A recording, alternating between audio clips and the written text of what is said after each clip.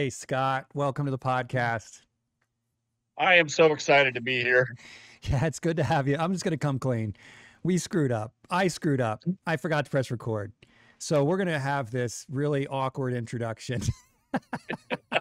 I can't believe I forgot to hit record. It was so stupid. I don't know how I I did that. I I can't remember everything nice I said about you. Yeah, well, you know So what? I can remind you if you want. But I'll say this again, okay? And that is for the audience sake, because I've already said it to you, but Mhm. you were one of my first donors of the podcast. And not just my first donor, but you're a very generous donor. So, again, thank you for that. well, That's really cool that you do that. And then you were mentioning that you're flying to see Adrian. well, it's next month. I was already scheduled to go to Texas to see Kwang Ho and Scott Christensen's show, who you've both interviewed or have been on your podcast. Yeah. So I'm flying down to Texas to see their show. And then when I noticed that Adrian's show was the Thursday before, I just changed my flight plans and decided to spend 3 days in Denver on the way to Texas. And so, That's so yeah, cool. those are the kind of things I just love to do. And I went to Scott Christensen's and Kwang Ho's show when it was, when they did their show at the Booth Museum several years ago, and it was just stunning. And Oh, so man, I bet.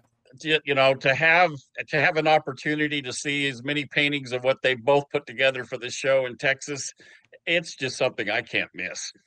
And when And is that? so When is that show? it's July 20th, something like that. And Hmm. I think Adrian's is Thursday night, and then their openings on the Saturday. And Dude. it's Yeah. you know, and I know so many artists in Denver. Denver's going to be a fun trip for me too. Other than I don't know, there's a certain group of artists that think I want to go paint with them, and And you don't? That we'll we'll sounds like something you we'll would want. we'll get into it. But Okay. not sure I'm ready to paint at Daniel Sprick's studio, but Oh I'll man. try. Yeah, that'd be sick. So yeah, Denver's got some great artists. Yep, Yeah, they've got a bunch of powerhouses there. So Adrian Adrian Stein and Kwang Ho, who are married, for those who don't know, yep. how much time do they spend in Denver now? I don't think they spend a lot of time, but I think Kwong still owns a home there. Yeah. I know they spend most of their time in Pennsylvania, but her openings at Gallery 1261, Oh, okay. and I've been to a number of shows at Gallery 1261. Yeah. It's always been a favorite gallery of mine, and Is one that it? I try to emulate in many ways. So Okay, they so have some good artists. that brings up my other comment that I made when we weren't recording, and that is that I've had good experiences with dealers and bad experience with dealers. There are many good ones, many not so good ones. But you're a breed of your own, and you're the type of dealer that every artist wants to know and be friends with because you like really love the artist, and I've never got the sense that it's about, I mean, obviously you're a business person too, but I've always gotten the sense that you're about being among art and artists as much or more than selling a painting. That said, you have been also really great at selling paintings. Which so I mean, there's probably some relationship there. This maybe some of your success has come from your sincere approach to the business. Is that Well, I possible? think I've my kids one time mentioned to me, Dad, as much as you hate salespeople, why are you one? Yeah, but that's And the thing. You're because I not though. You are and you because aren't. but I'm not, and I'm not. And I think what I've realized over time is the art sells itself. Your role as a dealer is to put the right person in front of the right piece at the right time. And it's up to the artist to come up with the right piece. It's Right. and there's some things that the artist can do, and there's some things that a dealer can do to get the right person to see it. And then it magically has to happen at the right moment when somebody's capable or willing or interested or you know inclined to write a check or pull out their credit card. And Yeah. but the fun part of being in the art business, and it's a very selfish one, is it is just flat out amazing watching that happen. And I used to tell my sales guys at my manufacturing company I ran for many years, when the sale's done, when it's closed, shut up and stop, stop talking. Just get out of the way. It's done. You're gonna talk yourself out of more deals than you are whatever. And I think art's similar. You just have to let it happen. And it's I think a good dealer knows plenty about the artist so they can substantiate why this artist, and that's where to me the love comes in. I want somebody to know that I really really admire the artist that I represent. And I think that's the number one thing. And then pricing, sometimes you have to get involved with justifying why artist X is this much money and artist Y is this much less, or this artist Z is this much more. But those are things that over time you kind of get an act for Mm-hmm. as a dealer. But Hmm. and I think the other thing that I find fascinating too is watching couples buy art. Why is that? It's because people, I mean, my wife and I are quite different rather than quite alike. And I think most people, when they come in, I gave a presentation one time to a bunch of couples at the Oil Painters of America, and I said, what bothers me most in a gallery setting is when I watch a couple walk in together and she falls in love with one piece and he really likes another piece, and then they compromise and buy something else. Oh no. Yeah, and that's no good. and it's like, don't compromise, and of course I'm always going to suggest that they buy both pieces, Yeah. but it's like, buy one or the other. Don't both walk out of the gallery going, oh, I Oh like this but yeah. not quite as much as that one I really loved. And Is that so pretty i've common? i've actually walked away from a few sales because I've mentioned that. But that's what I'm supposed to do. Huh. It's I want people to love the art that they're collecting, because that's what gets them back to buy more. Yeah, I don't know.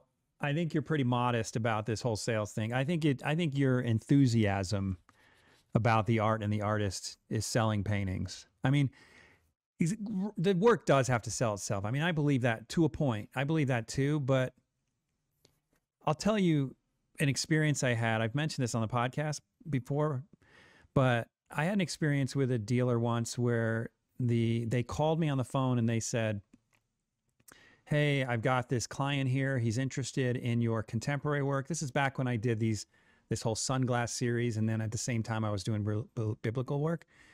He's like, Hmm. he's interested in one of your sunglass series paintings, and I said, "Well, all I've got available is some religious painting here," and and he's like, "Nope, they're not interested in that." I said, "Did you ask him?" He said, "No, I know my client. He's not interested in religious painting." And I was like, "All right, well, send him to my studio. I've got one of these sunglass paintings on the easel." And it was just a little one. It ended up being about $4,000. And then, long story short, I ended up going to this guy's house and selling him $90,000 worth of biblical paintings. And so I think that's one of the things that a gifted dealer doesn't do, right? Make assumptions.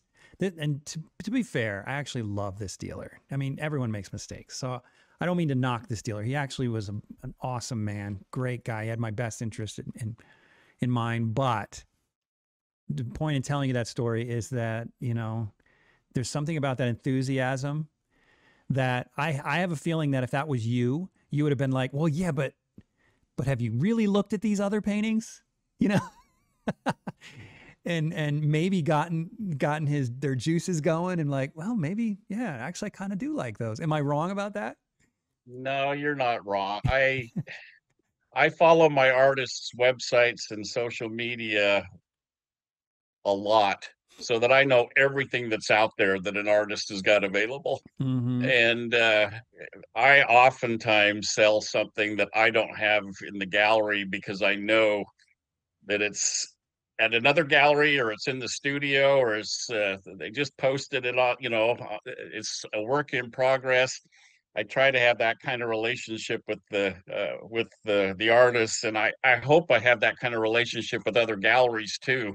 That it's all about selling art, and if we Mm-hmm. have to split commissions, great. If we, whatever it takes to get a sale, I'm all for it. There are Mm-hmm. some galleries that unfortunately you're a little bit less, I don't know, inclined to do that kind of stuff.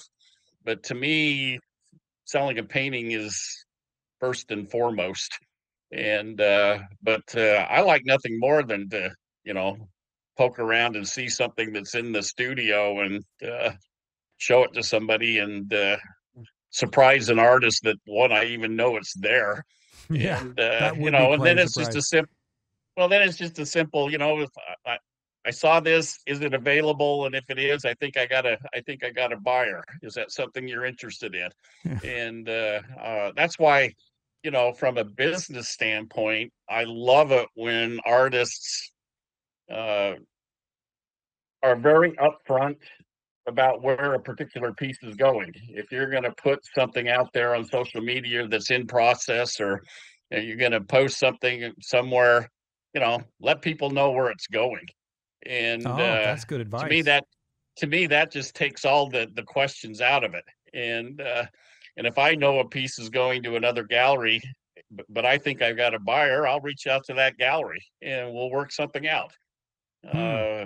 And I would expect them to do the same to me if I've got a piece that they want, and or they have a client that wants. So, but it makes my job a whole lot easier if I know where stuff is going.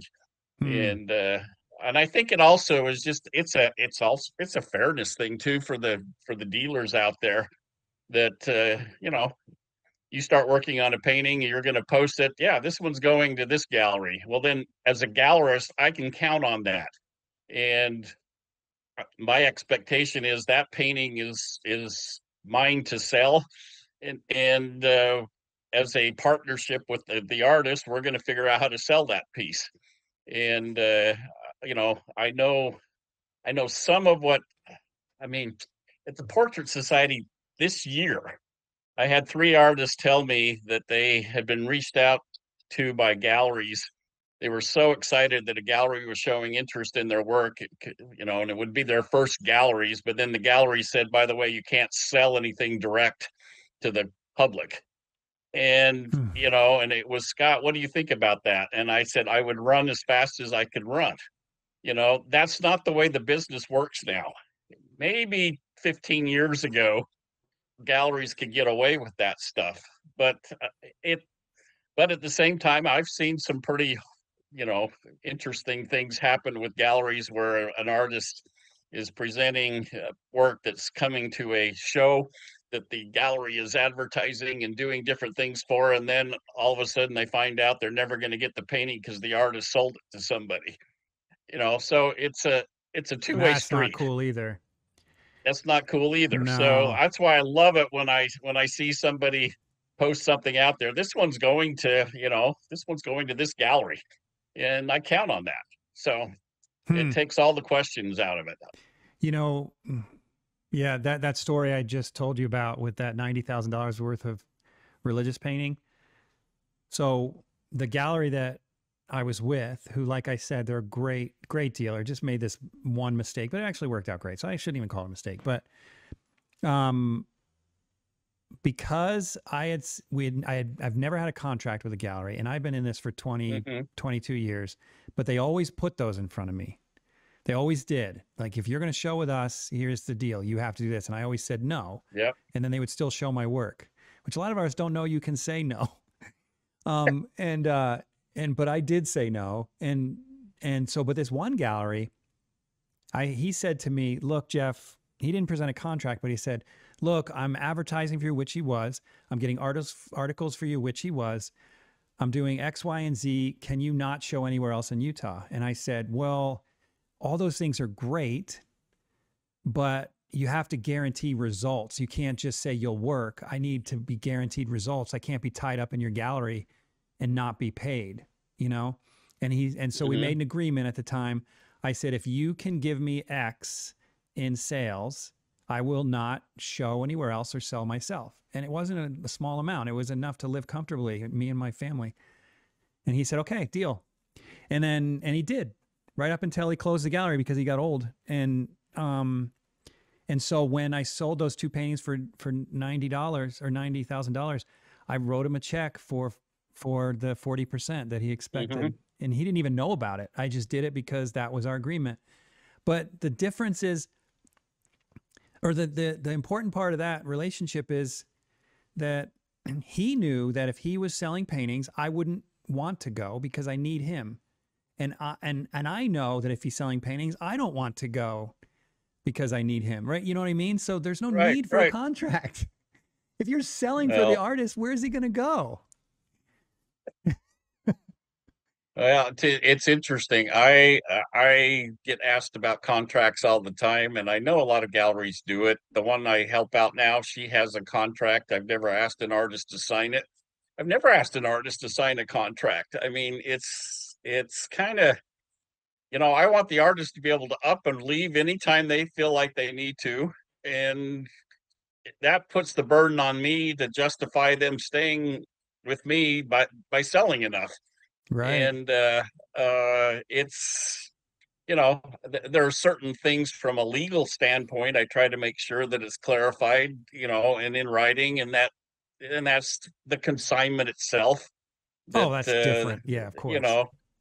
And that's just something as simple as the artist, when they ship a painting somewhere, make sure you put a consignment sheet in with it and sign it, and just to have a document that that you're consigning it, so that's off the table, and I always suggest to artists, make sure that you know what the commission structure is. That's easy, but can the gallery discount? And if they can, how much can they discount without getting your approval? Are you willing to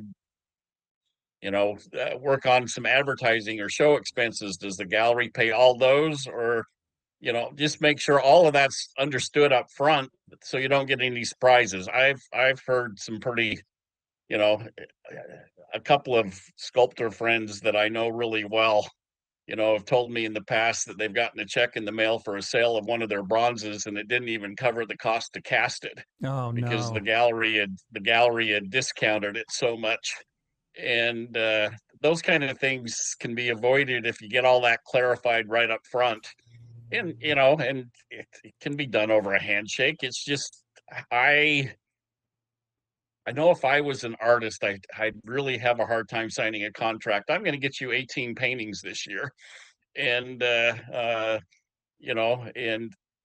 we're going to sell X number, or else I'm out as an art. I've seen some really kind of fascinating things that I just go, oh, I would not sign that.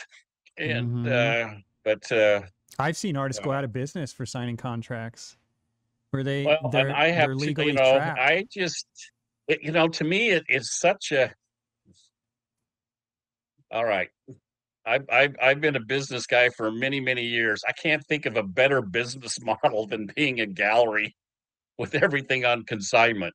I mean, it's, yeah, the gallery has a lot of expenses, the rents, especially in the right places, in the right cities, in the right markets. And, there's a lot of expenses, but the whole consignment model is very conducive to a business relationship succiding, in my opinion. Thank you if for I had to go saying out, that. You never hear that. You never hear that.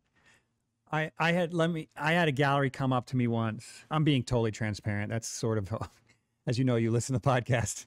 It's kind of a fault of mine, but I had a dealer come up to me once that wanted me in the gallery, and I just didn't have time to give them work, and it just wasn't something I could do. But we were having a conversation, and she was whining about she was whining about how hard it was to be a gallerist. She's like, yeah, but you know how much I have to pay in rent? I said, and she said $9,000 a month. And this was some time ago. And I was like, you kidding me? And she said, no, you believe how much that is? And I said, yeah, but for my studio, I'm paying $3,000 a month. And I've only got one artist bringing in income. You're paying $9,000 a month. only 3 times as much, but you have 30 times as many artists bringing in income, and you're getting the exact same amount of money per painting as I am. So it's just interesting because you're right. It is like, it's a pretty dang sweet deal if you're good at it and you can move paintings for artists. But it's also a sweet deal for the artists because then they can just relax in their studio and know that someone's got their back. So it could be a great relationship. Well, and I've seen it work time and Yeah. time again. And uh,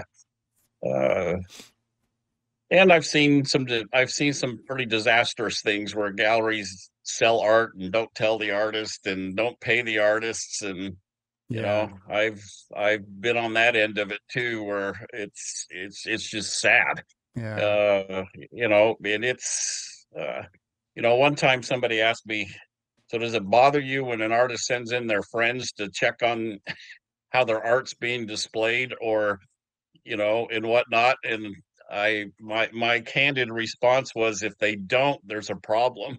Yeah. I don't consider that to be spying. I consider that just to be prudent business, that you're monitoring and checking and making sure you understand exactly what's going on with your inventory. Yeah, And I reacted. I don't know if anyone looked at my expression. I reacted with surprise only because I would be the one to go in and check. But I guess if it's out of state, yeah, you might send a friend over. I guess that's reasonable. But I'm like, why would well, you send and a friend? I'll go myself and look. well, I would do the same thing, but Yeah. it never bothers me if I think somebody's in just checking to see how, you know, Yeah. is the work on the wall. I mean, that's a pretty simple thing. Yeah. But This episode is brought to you in part by Rosemary Brushes. If you're one of my listeners who's a professional artist, you're already using Rosemary Brushes. But for the rest of you, come on. Take your work a little more seriously. Stop buying the other brands. It's just not worth it. Every now and then you may get lucky and buy a good brush from another brand, but use the brand that professionals like myself are using. Go to rosemaryandco.com, link in the description or the show notes, and get yourself some quality brushes before your next painting.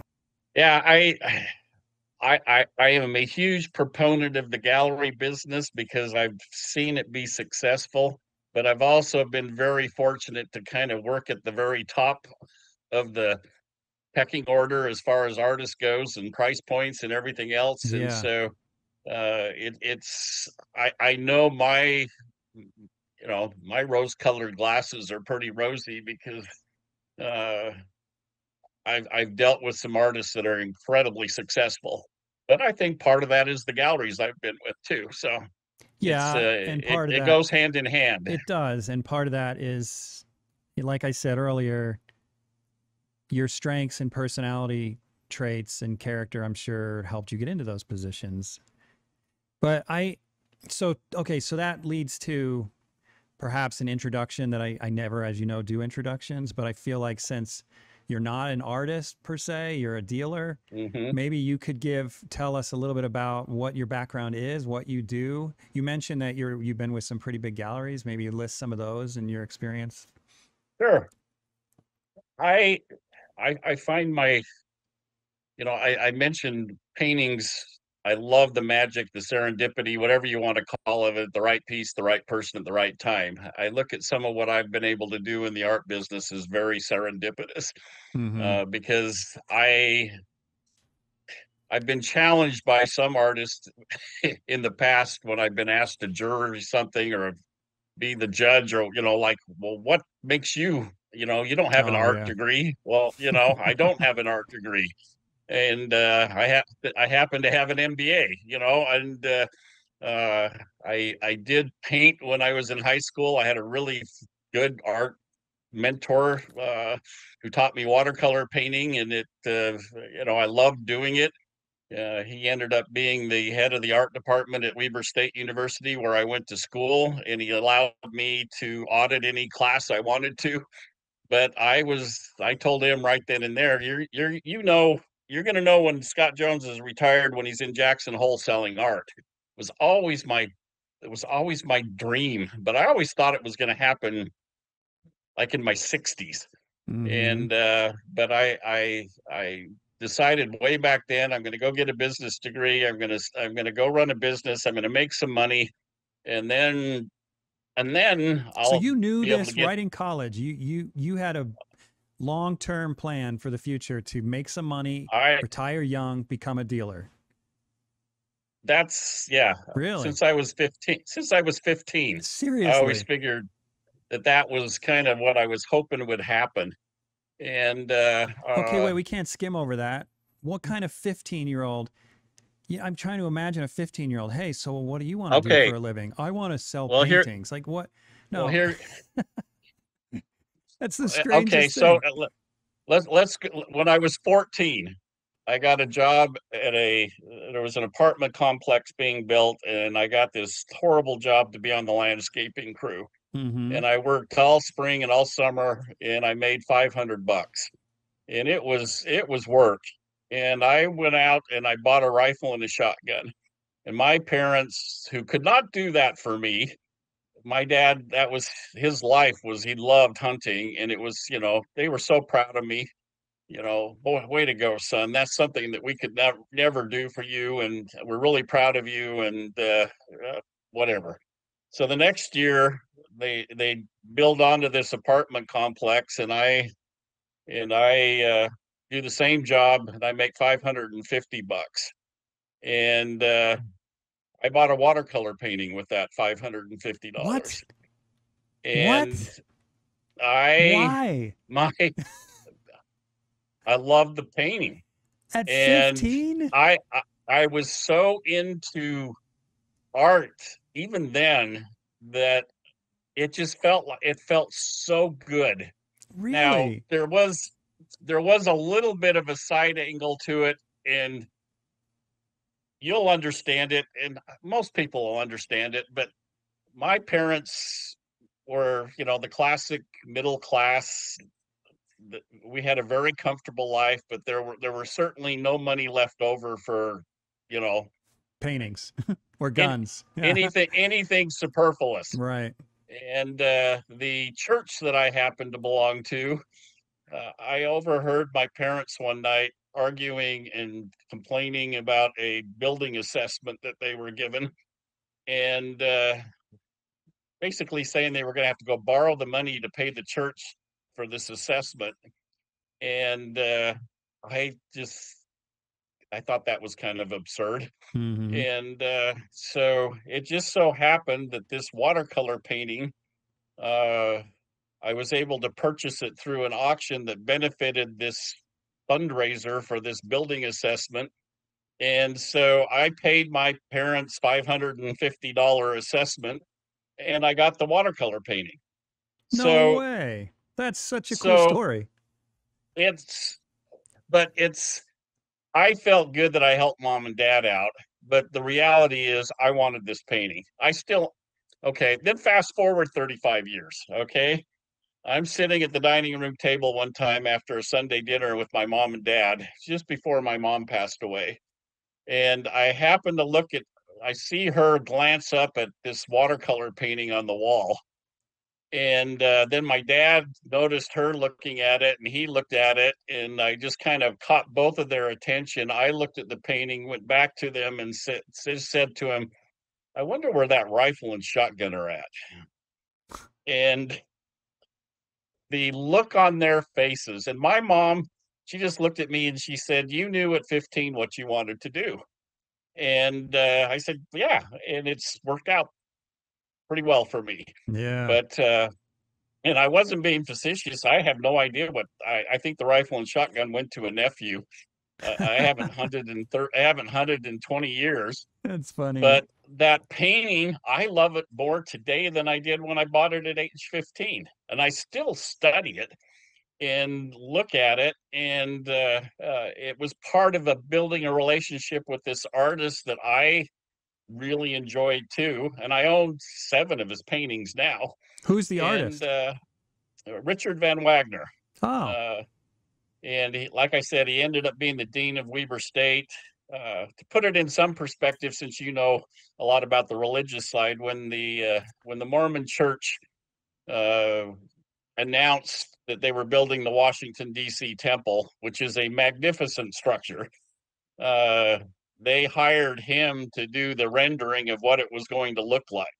Mm. And so it was published. It was a watercolor that he did based off the architectural drawings of what that structure was going to look at. So he was a very, very good artist. Wait, you don't, do you And have that watercolor?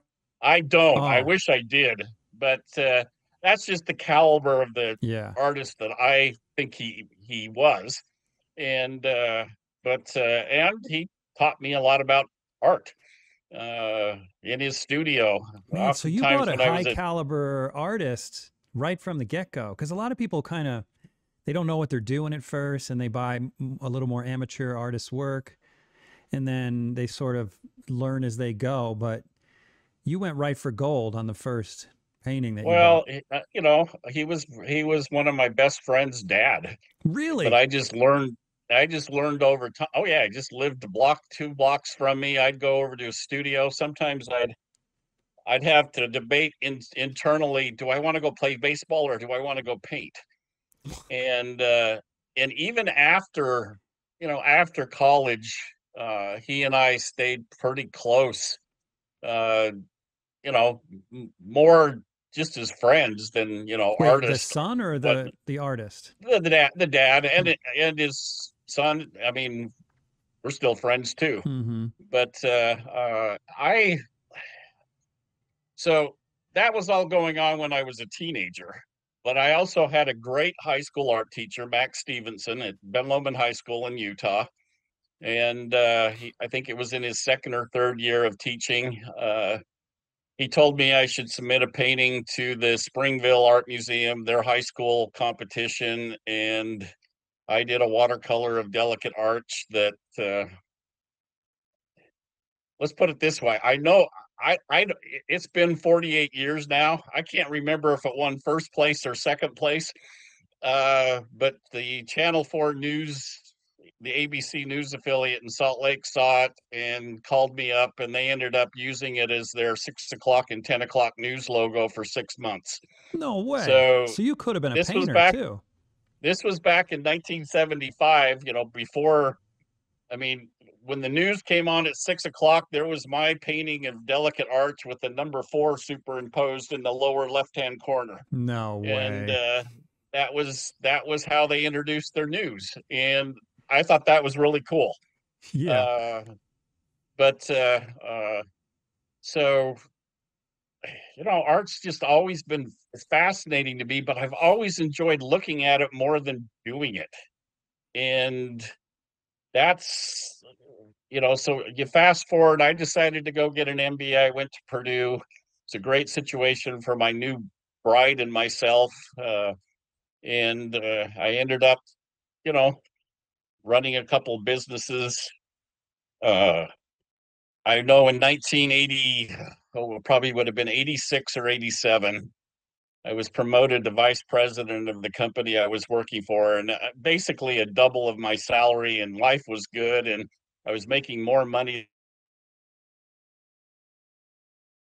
than I ever possible in Utah. And I called my wife and I said, I'm gonna reward myself by going to Oklahoma City and going to the Prix de West.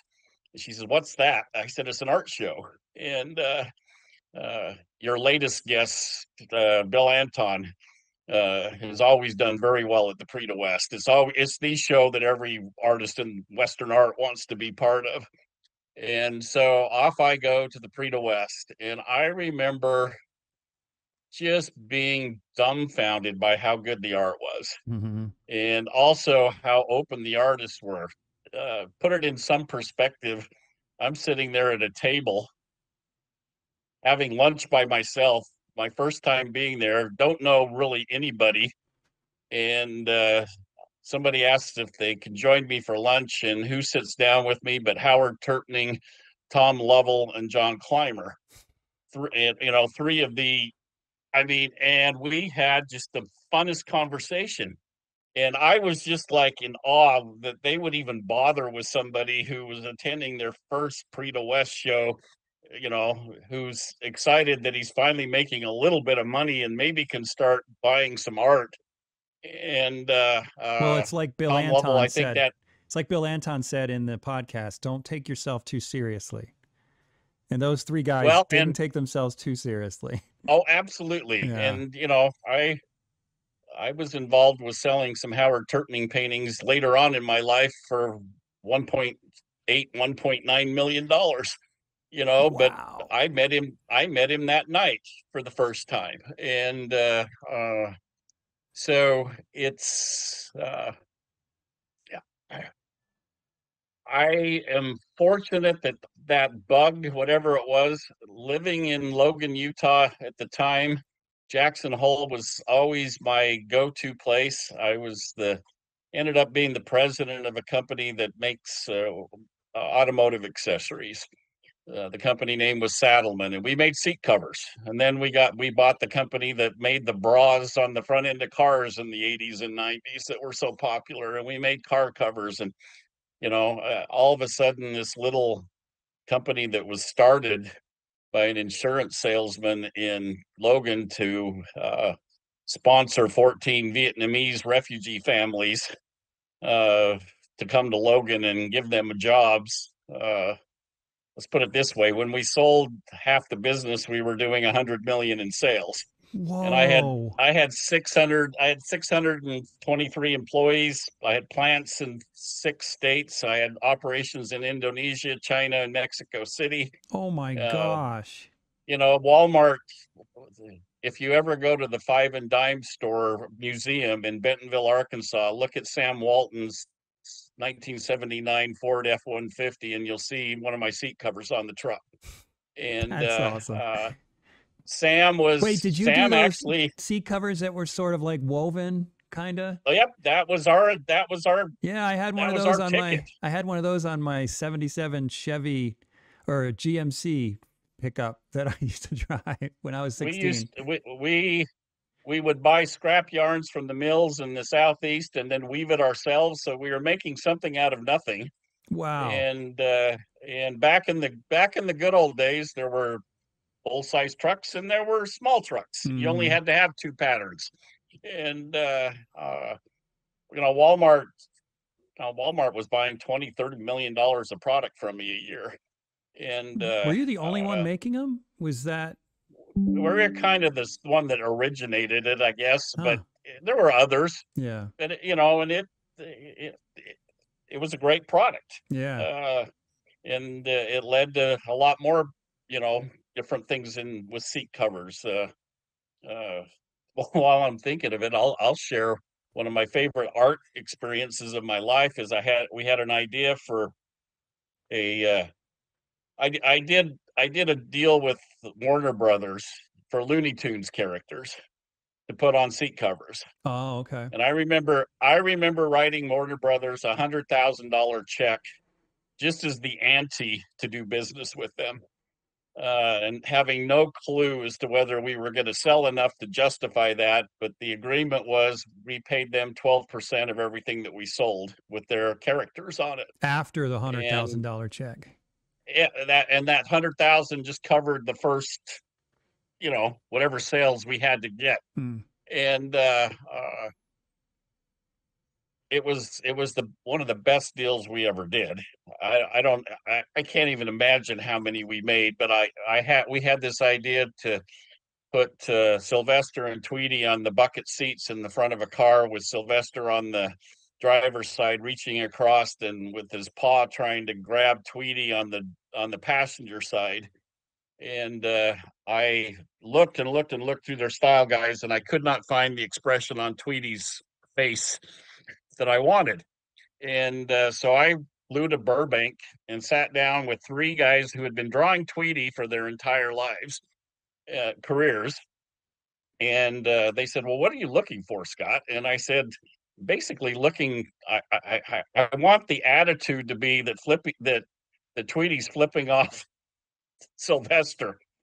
Like, you're never going to catch me. And oh, man, we can't do that. We can't. I said, I know, but the attitude on Tweety's face can be just, you're never going to catch me, And I said, I just haven't seen that one yet. And so uh, I remember them handing me a pencil and the four of us drawing Tweety's face, trying to come up with something.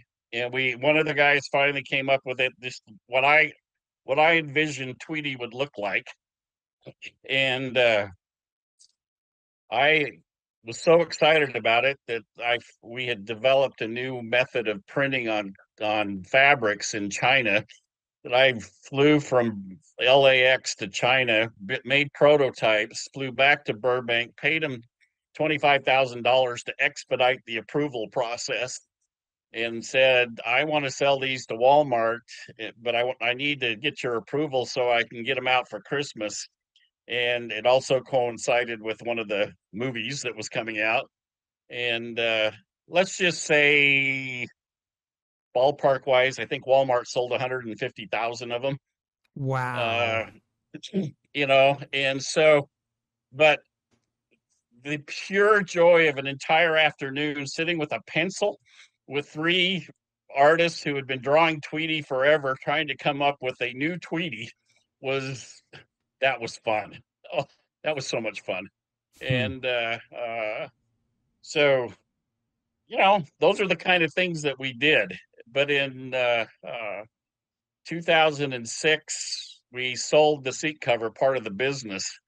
And after all of the consulting was done and everything else, I remember my wife kind of gave me okay, now that you're unemployed, what are you going to do? And, I said to her, what my dream is when I retire. And she says, yeah, but that's not until you're 60. And I said, but I'm 48 now, and we have a little bit of money, and I want to do it now. And so I got into the art business, and I actually looked at Charleston, South Carolina, Fredericksburg, Texas, but then I really, really got enamored with Whitefish, Montana.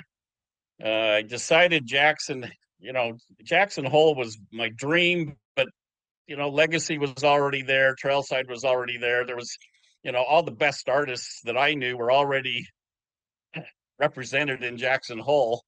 And I saw Whitefish, Montana as this, oh, I can sell the artists that I know the best up in Montana, and there's nobody up there to compete with. Is Whitefish? And I'm not familiar with Whitefish. Is that a pretty it's ritzy up in the place? very northern, it's right up by Glacier National Park. At the time, all the art galleries were in Big Fork, which was on Flathead Lake, and I could not understand why there weren't galleries in Whitefish, because that's where the ski resort's at. And I just saw it as this super second home market of the future. One thing I'll mention for artists looking at gallery locations and where to sell their art, the thing I have noticed, the best galleries locations in the country are places where people own second homes. Because that's the real money. Scott, Yeah. that's real money. And sometimes those are third homes, fourth homes, fifth homes. But Scottsdale, Jackson Hole, Whitefish, Bend, Oregon, you can go Why through not the list. Florida? And I don't It know. seems like nothing happens in Florida. Florida's kind of, I think Florida, I don't know. I think Miami kind of ruins everything. I shouldn't say that, but but I yeah, I don't don't know know enough very many about artists in Florida. Florida. I don't know.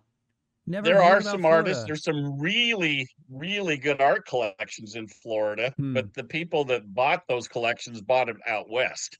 Yeah. But the reason I ask it, because so many New Yorkers have homes in Florida.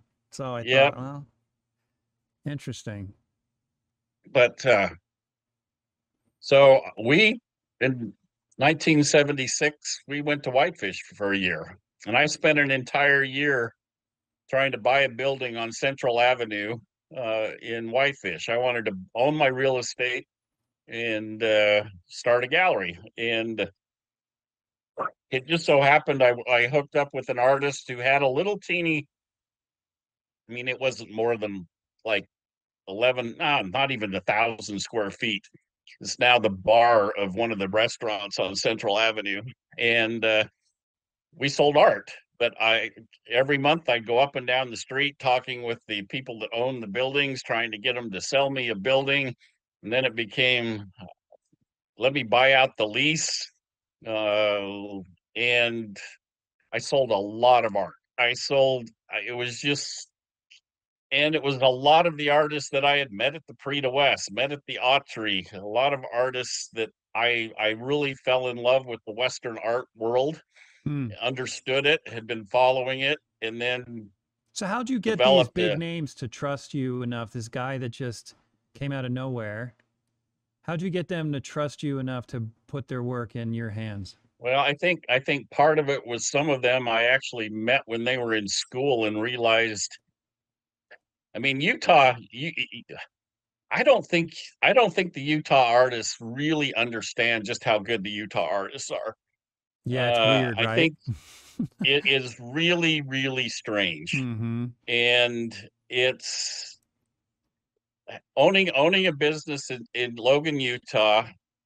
I would go to these shows at the Autry Museum. I'd go to these shows at the Prix de West. I'd go to the Cowboy Artist shows. I'd come home and I'd see a student show at Utah State advertised in the paper. And I would go up to the show and I would think, oh my gosh, you know, I mean, I can drop so many names: Luke Frazier, Mike Malm, Chad Poppleton, Jason Rich, Robert I can go through a whole list of artists that all came out when I was actively buying art, that were all students at Utah State. And I remember one time going to a gallery in Park City, and I said, "Okay, I know nothing about the art business, other than I'm a frequent visitor to your gallery, other galleries, and other shows." But I said, "I just have no clue why you're not at Utah State recruiting artists." I said, "I can look at what's going on there, and I can see a future president of the Cowboy Artists of America. I can see an artist that's going to be in the front hallway of the National Museum of Wildlife Art someday. And I can see somebody that's going to be painting paintings for the, Church of Jesus Christ of Latter-day Saints until you can't believe it. They're all there, and you're not representing them, and nobody is." And I remember the guy that owned the gallery, his wife was interested, but he was more, we don't represent student artists. And that comment never quite left me. It still doesn't. I still love the thrill of being the first. And but I will say, to their credit, they came to the next show. I sent them an invitation. They came to the next show and they signed two of those artists up to be in their gallery. You know, they probably And just assumed that they weren't as good as you said they were. well, they were, and so I also, before I even went to Whitefish, I went up to Utah State. There's a beautiful museum on campus, and I met with the curator. And I said, "I'm really confused. This university has an amazing art program, put out some amazing artists over the last 20, 25 years. Why don't you ever do a show for them?" And I remember her response was, "I have a donor in California that gives us $200,000 a year to hang only abstract art." Get out of town. Are you And serious? and I said, "You let one donor decide what you put into your museum?" And she said, "Yes." And Wow. I was livid. I went downtown to there's a little, Can I just uh, cut you off there for a sec? sure. From what I understand, you just explained why contemporary art has gone so far in this world. That Oh, is that on a small scale, that's what's happening internationally. People with money are funding museums, putting yep, their work in those museums as a trade for yep. their funding the museums, and then the value of the work is artificially inflated, and then they turn around and Yep. sell it. It's just this money scheme. Oh, it I can't dispute that. Yeah, it's I crazy. and So I went to this little Alliance of the Varied Arts. They had just renovated the Thatcher Mansion behind the Eccles Center there in Logan. And I said, "You guys interested in doing an art show?" And they Hmm. said, "What do you mean?" I said, "I think I have enough whatever with the artists that live here in Cass Valley that if I put together a show, none of these artists show their work in Utah. Let's do a show." and they said, well, what criteria you thinking of? And I said, it's going to be full-time artists who have at least one gallery. And I said, that way it's easier for me to judge who to invite and who not to. Mm-hmm. And they said, well, we'll do it if you'll put it together. And so I went through all the artists that I knew in Logan, Utah, and Cache Valley, and I found 28 painters and 3 sculptors that met that criteria. 28 in a And tiny town? 28. Not tiny. Logan's not And tiny, but it's not big. well, back then it was maybe what, 40,000, 60,000 people, the whole, and I just limited the people that lived in Cache Valley. And so I reached out to all of them. They all agreed to do it. Art of the West magazine sent their editor, did a big editorial on why are all these artists in Cache Valley, Utah? And it was a really, really successful show. What year was And it this? showed, this would have been 2006. Oh, it's not that long And ago. not that long ago, but and I bought a couple of pieces that didn't sell. I actually bought one piece that the district attorney in Salt Lake called me 2 weeks after he'd been out on a trip, and he was upset that he didn't get a chance to buy this painting. And I said, well, I actually bought it, but I'll sell it to you. It sounds like you're really passionate about it. And he says, yeah. And I remember his last comment was, well, chalk this one up. I owe you. And I said, I hope a district attorney in Salt Lake, I never need to call in that favor. And that was my first show I ever did or curated, and it was a blast. Mm. And so, in Montana, I sold a lot of art, but after a year, I couldn't buy a building. Nobody wanted to sell a building. 2007, the world was really, really flush. Everything was good in 2007, and nobody wanted to lease me any space. The one guy that did offer me a building that would have worked, $1.8 million for basically 1,400 square feet of space, and the math just Wow, did back not work then in back Montana? then. And the math just didn't work. I offered Wow. him 895,000 for it, and he came down to 1.2. But I just, it had to make some sense.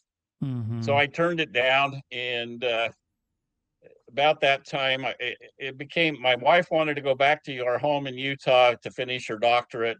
I had one child that was up there going to high school, and she hated it. She wanted to go home to her friends and finish high school. So I decided, well, maybe it was just premature, and I got offered a job in Indonesia from to run a huge import export business, bringing product to and from Indonesia and the United States and Canada. And I decided, well, I'll go back into the business world for a while, and then maybe when I'm 60, I'll do this art thing again. And it just so happened that I got a phone call the day before I was signing the contract to run this company from Legacy. The owner of Legacy Gallery called me, and And how did they know uh, about you? because I had bought art from them, so I was a customer, but I had also sold some of their artists' art up in Montana, and a lot more of Trailside's artists I sold up in But Montana. And you did it in a way that obviously they weren't burned. I mean, obviously they never would have called you. no, Right. no, and the artists weren't contractually obligated to them. Right, right. Different geographic areas, and you Right. know. But I think the thing that struck me at the time was I think the comment was made. I'm not sure why I'm calling you, but several of my top selling artists have called me and said, "Don't let Scott go back into the business world." I'm not surprised. And I said, what do you have in mind?" And he said, "I have no idea, but do you want to sit down and talk?" And I said, "Yeah." So I turned down the job in Indonesia, and ended up being the general manager of Legacy Gallery. In Scottsdale or And in Jackson Hole? both. Both. I split my time between the two locations, and then later we opened up a gallery in Bozeman Legacy because my did or wife you did?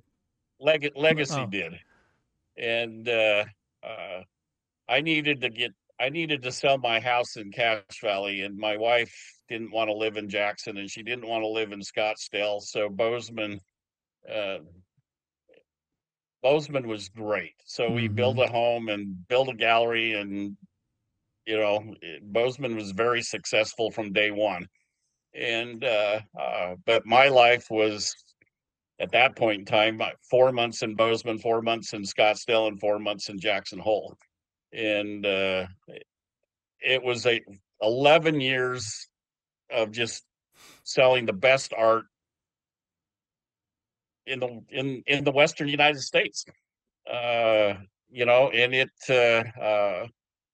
they gave me, we had 29,000 square feet of space to fill up with art.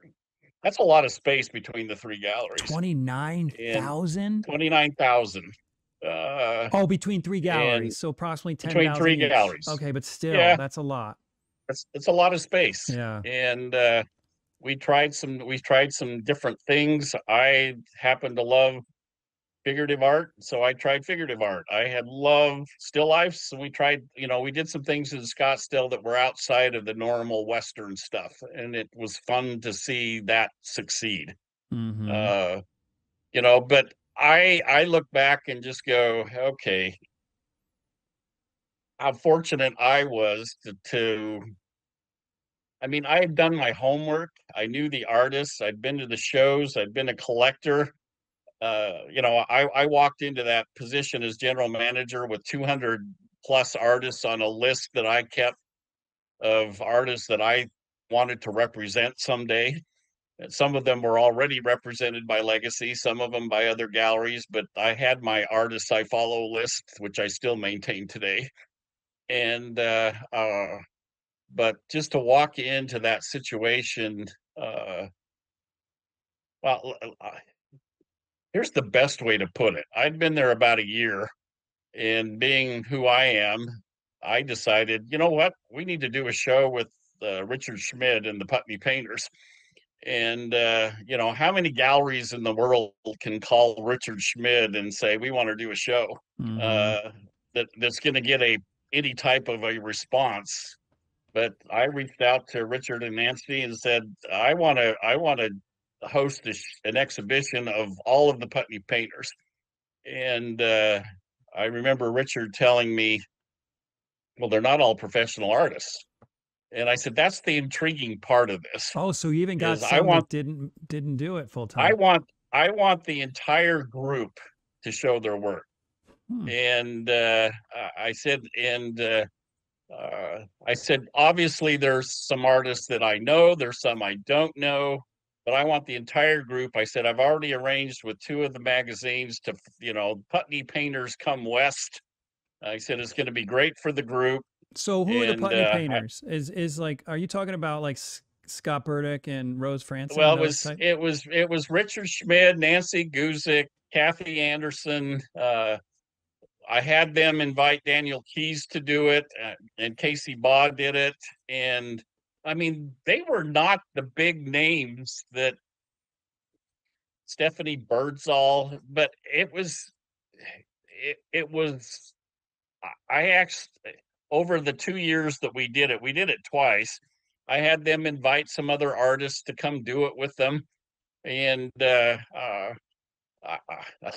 I remember Richard at the end of the conversation. So, are you expecting paintings from me? And I said, that's up to you.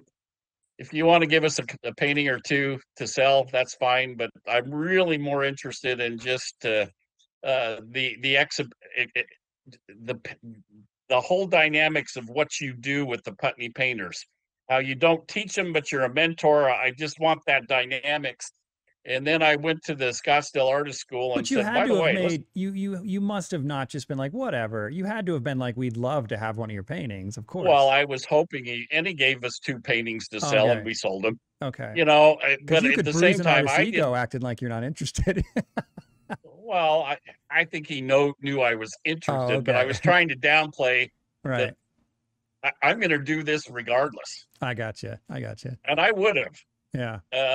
Because I had that much confidence that it would be successful. and I was doing a lot with the Scottsdale Artist School at that time. And so we put together Putney Painters Week at the school, and 5 of the artists taught workshops that week Hmm. that they were, and every night I would have a different one of the artists do a demo upstairs at the gallery in Scottsdale, and we charged 25 bucks. And I had 100 to 150 people come every night paying the school 25 bucks to watch one of the Putney painters paint, or 2 of them. Wow. And I know at the end of the week, the Scottsdale Artist School, the business manager mentioned to me, she said, "This is the most financially successful week the school has ever had." That made me feel good. And it was a successful show for us. Yeah. And so we ended up doing it a second year, and then the third year I decided to ask David LaFell and Sherry McGraw, and they had a bright line, or whatever their group is. So I invited them to do the same thing, teach at the school, demos. That's how I got to know Rose Franson, because they invited Rose. We reached out to Raymond Kinsler, Bert Silverman, Max Ginsberg. Max taught at the school for the first Wow. time because of that invitation. And so every year it was sitting down with the powers that be at the Scottsdale Artist School and trying to figure out, so how do we get Rob Liberace to come teach? How do we get David Casson to come teach? And I always tried to leverage, if I could do a demo in the gallery. To me, it was all about educating people into who the finest artists were in the country, Yeah. and they didn't all have to be Western artists. And plus, at the same time, we were benefiting the school, and I love Yeah. the Yeah. school. I That still school is love the school. amazing. I love Scottsdale Artist School. Is it just me, or the rest of you guys also get weirdly excited when you order new paint? Because I don't know about you, but when I get paint in the mail, it feels like Santa just dropped my Christmas presents off at my doorstep. With Vasari paint, my paint of choice and the podcast sponsor, it's even more exciting. And let me show you why. Because when Vasari shows up, it comes in this incredible box where each tube lays in this little compartment perfectly formed around the tube in this nice soft foam. And it's surrounded by velvet, red velvet. Now you got to ask yourself, if a paint comes so carefully protected and surrounded by red velvet, you got to wonder if this paint is worthy of royalty. It is. Vasari is. So if you haven't tried Vasari, you're seriously missing out. And the thing about Vasari, it's not only the best paint out there, it's also made by an incredible company that's been around for 30 years and knows its customer by name. Do yourself a favor, go to VasariColors.com and order yourself some for your next painting. Yeah. So we did all those kind of fun things. But what it did is it got me into knowing more and more artists around the country, and started representing some of them. I mean, Daniel Key still shows his work at Legacy, and it all started because of the Putney Painters show. But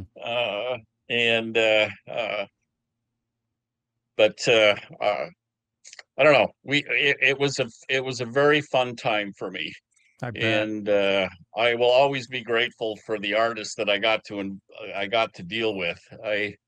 In looking back and in retrospect. Somebody asked me one time when I was making a present, they asked me, so do you have any regrets in the art world, in the art business? And I think my biggest regrets are I didn't buy more art. And I bought a lot of art, but I didn't buy, I should have, I was too into 401ks and stock market, and thinking I was saving for my retirement. I would have been much better off buying a lot more art, as it happens, because of like your conversation you had with Bill Anton what people will pay for some of this Western art is just incredible. I want to talk to you about that. I want your insight on that too, and why you think. I mean, of course, we're not going to name names, but why you think one thing sells for more than another thing. And let's take contemporary, the blue chip market, out of it, because I sort of gave my feelings on what causes that. I'm talking about just among the realists within a particular gallery. No, I'm asked all the time, so how do you price artwork? Yeah. It's and it I wish there was a science to it, but Yeah. there's not. It's but having studied economics and whatnot, I'll tell you, part of what I've noticed that good dealers do is make great artist art scarce and Oh. hard to get. And it's supply and demand. I mean, I'll give you a perfect example, and it happens to be one of Bill Anton's paintings. One of the things that the Western art market does very well is when you get an artist that's hot or is selling well, they'll often do a sale where they set prices, but you can't just buy it. You have to put your name in a drawing. And if your name gets drawn out, you get to buy the piece. So I'll give you Bill Anton had a piece at Settlers West, I think 2005. I was at the show. There were 300 names in this basket that wanted this piece. It was one of his And there were no nighttime pieces. deals. There were no deals or No anything. deals. The price was 10,500. You knew that you were going to pay 10,500 for this painting, and there were, like I said, 300 names in the hat. That's I'm insane. standing there, and my name comes out of the basket, and I let out a little scream, maybe a bigger scream. It's like winning the lottery. And you know, I was offered $19,000 for the painting before I left the show that night. No joke. So I could have made $8,500 without ever taking possession of the painting. So if that's the case, then his prices are too cheap, right? But so here's the rub of this. Okay. Is by doing this, what I noticed is you're giving everybody, including me, the chance to actually buy a Bill Anton. Because if you auction them all off, the same four guys would buy everything. Yeah. Because money doesn't matter. And so by what I think the dealers have done really well in the Western art world is they've given people the illusion and in some cases the ability to actually buy an artist, but then they start auctioning off some of the pieces and they go for big amounts, which then just drives everybody wanting to put their name in the hat on the few that are available. And that's how you do a $3 million Mark Maggiore show. It's how you do I was so excited that John Coleman was at the Portrait Society this year. And, all of those artists who got to enjoy what John did. And I was fascinated watching him, but I'll bet you there were only a handful of artists that knew that he'd done a $2.1 million show at Legacy in the first evening. I didn't even know who he was. Is that terrible? And well, mostly because I follow painters more than sculptors, but right. But most of what he sold that night were paintings. And his paintings sell regularly between $60,000 and $100,000. Wow.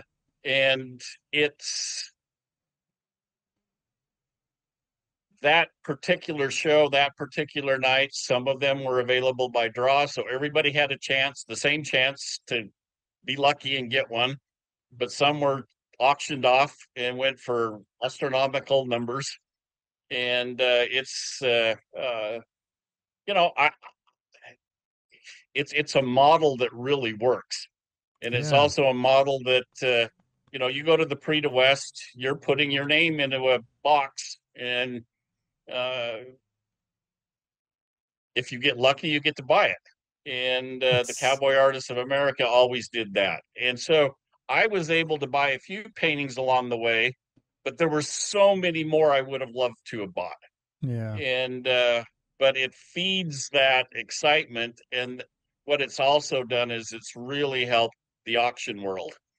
uh the Coeur d'Alene auction, the Scottsdale art auction. You get some of these names. Well, I sold Bill Anton's piece for 20, I think it sold for 25,000, something like that. And I still regret in some ways selling it, but it was also a time when I had 3 kids and a wife in college, and it sure came in handy to turn that around and make a bunch of money in 3 years. And so, in fact, I remember one time at the Prix de West, I called my wife on my cell phone and I said, I'm standing next to this Bob Kuhn painting. And Bob was my hero in wildlife art. And I said, I just wanted you to know, I told you I would always confer with you when I put my name in the drawing for a painting. And so I'm conferring with you, and now my name just went into the hat. And she says, how much is the painting? I said, 42,000. Oh, crap. And she said, we don't have 42,000. And I said, I know, but I can borrow it. And I didn't get that painting. Years later, she came to Scottsdale for one of our auctions at the Scottsdale art auction. And I walked her over to this Bob Kuhn painting. And I said, you remember that night when I called you and put my name in for that $42,000 painting? And she says, yeah, I was so glad you didn't get it. I said, tomorrow during the auction, watch what this one sells for and see if you still have the same opinion. And the following day, it sold for 200,000. The same painting. And the same painting, the exact same painting. And that's why you wanted to borrow against it, or borrow for I it. would have borrowed against it. And Yeah. and so when I say I should have bought more art, for whatever reason, I should have bought more art, even though some investments did pretty well. But Yeah. but to your question, uh, it's a very small subset of artists that get to that point. And a lot of it is who their dealer is helps. A lot of it is the exposure they get at a show like the Prix de West. And the Prix de West, they look to see who's selling and who's not selling at the galleries, and those that are selling everything and having sellout shows, they're all of a sudden on their list to invite. It's kind of it's a weird, symbiotic would be too kind, incestuous would be too bad. But when you really think about it, from a gallery standpoint, your best artists all of a sudden get opportunities to put 3 or 4 or 5 pieces in one of these big museum shows, and those are pieces that you're never going to sell. But at the same time, having them in those museum shows drives the prices up, which creates more demand for your artist. And so it just kind of spirals upwards. And Wow. but who determines who those artists are? I like to think that a lot of it has to do with really quality art, but there's also the glitz and the glamour and the promotion, and that's just part of our life. But you know, I happen to think Bill Anton's one of the best painters anywhere. I agree. And he's done very well for himself. And you've had some other artists on your podcast that I put in that category. But I remember one time I was on a panel discussion at FACE, which was Fine Art Connoisseurs. I kind of like the Portrait Society, their big convention for figurative art. And I was on the stage with 3 museum directors and Peter Trippi, the editor of Fine Art Connoisseur. And we started talking, and it was exactly back to your previous point where there's several hundred artists and they're all interested. How do I get a museum show? And in reality, these museum directors, it's all based on some rich guy or companies or something putting the money up to host a show, and everything is dependent on raising money. And if they can get the right artist that helps do that, that's great. But to me, some of those shows are more geared towards what the museum can raise money for than sometimes what the art or artist benefits from it. Mm-hmm. And I brought up the point, I said, I come out of the Western art world, and I see that the Prix de West sell $6-7 million of art in a weekend. I see the Autry sell $4-5 million of art in a weekend, and that becomes their major fundraiser. And I remember one of the gallery directors is flat out looking at me and saying, they're not real museums. And it was a pretty contentious little panel discussion from then on. Wow. Because I tried to put out the fact that these museums, the benefits they provide to artists are incredible. The exposure, and it's something I don't see museums on the East Coast doing. And it might not be the perfect model, but it's a fascinating one that's really benefited a lot of artists in my experience, what the museums do here. Yeah. Okay, so I want to sort of pivot a little bit, because one of the reasons I wanted you on the podcast is because I think you could provide a lot of insight for artists on how lots of things, how to work with galleries, how to negotiate with galleries, how to approach galleries, some of those sorts of things. So, I mean, let's start with the last thing I said. Maybe you can tell us a little bit about what you would recommend an artist do in order to get the attention of an art dealer. I think personal contact is really, really important. I am shocked at how many artists walk into the gallery where I have to pry it out of them that they're an artist. But what about And all these websites from all these galleries say, don't come in, send us your portfolio through email or I whatever. know. Okay. I was in a workshop at the Scottsdale Artist School one time, and I was standing in the back of the room, and I was listening to an artist tell 30 different artists how to walk into a gallery so that they don't know that you're an artist. And I remember raising my hand at the end, and I said, there are some of us gallerists that actually like artists. Yeah, And really. we're kind of dependent on finding artists that we can sell. And I said, don't be shy about it. I've learned, I'm associated with a little gallery up here in Washington State now. And what I've found is my favorite question to ask people when they come in the gallery, if I can sense that they're really quite into the art, is I'll look at them and I'll say, so are you an art doer, an art appreciator, or both? And very few will say that they're an art doer, an artist, but some will. But they often say, no, I'm just an appreciator. I love hearing somebody recite back to me they appreciate art. I want them to be vested in it. The best of all worlds is when they tell me I'm both. I do it and I appreciate it. But I want to know that I want to know that an artist is in the gallery. And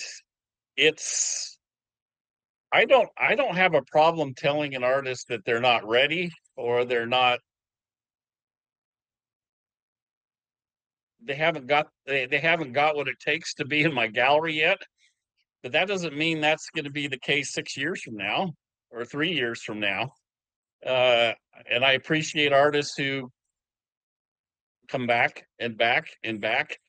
And there are plenty of ways to get in front of galleries nowadays. But in reality, I think a lot of gallerists are pretty lazy. They don't look a lot. They rely more on. In fact, I know I saw a survey that Artsy did, and they said that the number one way of getting into a gallery is to have another artist recommend you to that gallery. And that makes total sense. I mean, that's the way the world works. If you want a job, you get somebody to recommend you as the perfect.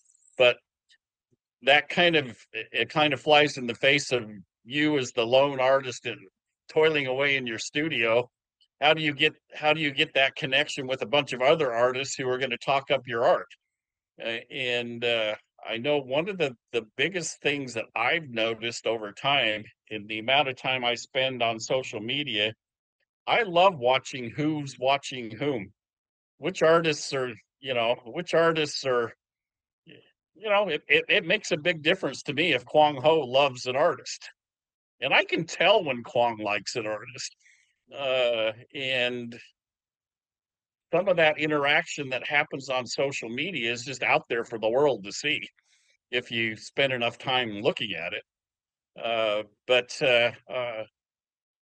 if I was an artist and I wanted to attract a certain gallery, I would start locally. I would get to know every place in your local area that is a possibility for selling art. And it doesn't have to be a gallery. I just have to take a minute to thank each one of my generous patrons for your part in keeping this podcast going. I could not continue to do it without you, so thank you so much. If you're not a patron yet, but you love the show and you listen regularly, please consider becoming a patron. It's really easy to do, and it doesn't have to break the bank. Just head over to theundrapedartist.com and click on the link Be My Patron on Podbean. And then choose a monthly donation amount that fits your budget. It's that simple.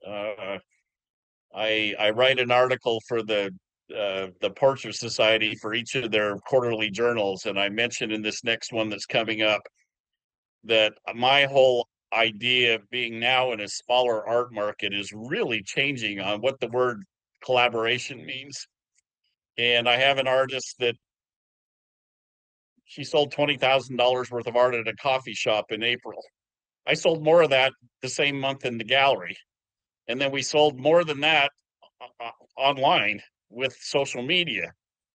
I saw people coming back and forth between the coffee shop and the gallery looking at her art. And I'm already planning next year's coffee shop show. It's like, how am I going to benefit even more next year? And how do we drive business to the coffee shop so that they see the benefits of this? And I've seen great shows at libraries. I've seen great shows at she made the comment to me. She says, I really got my start in social media in tattoo shops and in hair salons and in coffee shops. But she said, I also recognize that these are my people, Scott. They're in this coffee shop for hours a day working, some of them, or else they're escaping there from their offices, and they get the chance to see my beautiful art. They're my people, and they follow me on social media, and then social media has brought them to you at the gallery because you're so active on social media, and the whole collaboration works. And we're doing a show for her next month in the gallery, and it's already half pre-sold. That's amazing. Good for her. But we're just taking advantage of that momentum, and it's 80% her. I mean, she's teaching me a thing or two, which I really am kind of excited about. I love learning. And, but I think if I was an artist, the number one thing is you got to have a spot where people can see you. I am shocked at how few people really keep their websites up to date. Oh, don't. Now you trying to make me feel guilty? And I heard your comment in a recent one that, artists don't do that or you don't do it. I'll tell you, I did a little experiment at the Portrait Society years ago. They asked me to give a presentation, and I knew I would be doing it again the following year. They told me that was the case. And so I did two things. One, I asked everybody that was in attendance to give me a business card.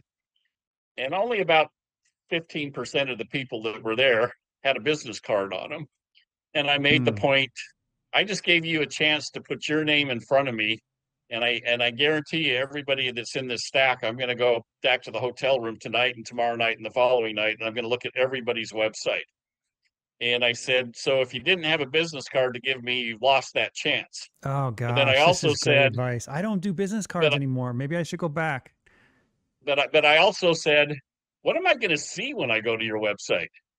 Am I going to see the work you did 3 years ago, or am I going to see something that's new and what you aspire to? And that made it made quite a little stir. The other thing that I am a huge proponent of is you take care of your email list. You take care of your customers. And that to me means you send out a email, a newsletter every month. Every month, really? And every month. And I think there's 3 things that need to be in a newsletter. And it doesn't have to be long, it doesn't have to be flowery. But the 3 things I look for when I get a newsletter from an artist is something that's available to buy right now and where I can buy it. And 2, what are you as the artist working on? What's your next project? That can be something that's in process. It can be just something that announcing that you're going to be part of a show, something to get me anticipating what's coming. And then the third thing I love to see from artists is something that just makes me know you better as a person. It could be a museum you just visited, a vacation you took, a plein air painting that you did, something that brings you closer to me, because I think people love having a relationship with the artists they collect. And that's good advice. So those 3 things I love to see in a newsletter. And I think I should get one every month from the artists that I've signed up for. So one of the things I did at the Portrait Society is I went through and signed up for like 150 newsletters from different artists that I knew were at the Portrait Society, and then found out that literally maybe a quarter of them in the next year I got one newsletter from. Yeah, but here's some the problem. I never got anything from. Here's the problem, Scott. Like the email, I tried the newsletter for a little while way back when. And I gave up on it because everything ends up in the junk mail. Well, I think some of it,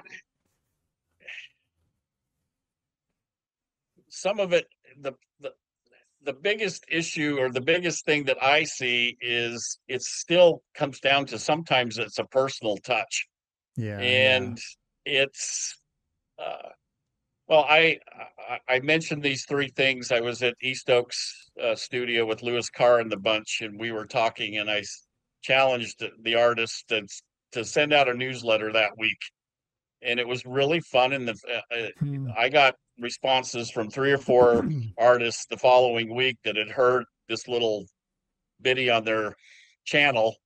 And 4 artists wrote me and said, I sold the painting that I featured on my newsletter. And that's the first time I've sent a newsletter out in months or years. And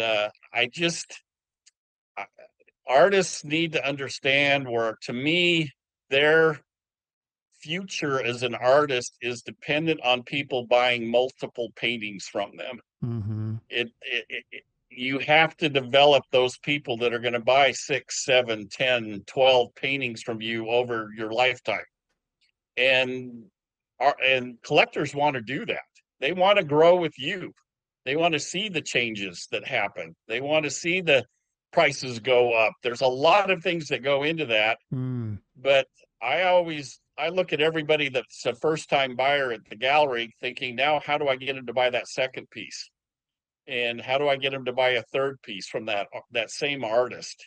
And I think your email lists, as you create them or as you follow them, it's the most important asset that you have as an artist. And if that means reaching out and you're not hearing anything, if somebody's bought a painting or 2 of yours, I always recommend to an artist, and you don't hear from them for a while, it's time to track them down. It's time to give them a phone call if you can figure it out. If it's and I think that's one of the things I have a little bit of a problem with galleries even today. I like telling my artists who bought their paintings. Oh, that's one of the things I was thinking is And from my years in galleries, I don't have an email list. They would never tell me. yep. And I think the world's gotten to the point where now I do have some collectors who don't want that. There's privacy issues, but I know which collectors don't want the artist to know that they own a painting. Mm-hmm. And that's a very small subset. And I just think, I think in today's world, in the past, it was, well, those artists are going to go around me and do something direct.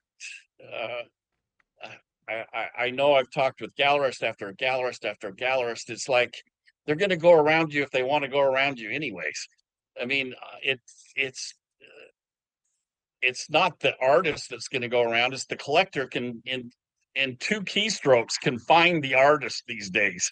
That didn't used to be the case, but they can now. And so let's take advantage of the fact that there's that familiarity and build relationships. Mm-hmm. And I think galleries can do a better job of that. Not to mention earn the loyalty of the artists you're representing. You know, because if artists know that you're transparent and you care about them, they're going to more likely the people with character, which 90% of the artists are going to have some character, then they're going to Yep. feel obligated to give you the same respect. I had a gallerist one time tell me I would never do that. And and I said, well, I have a question for you. So your collector goes out on the internet, finds the artist, reaches out to them directly to do a commission.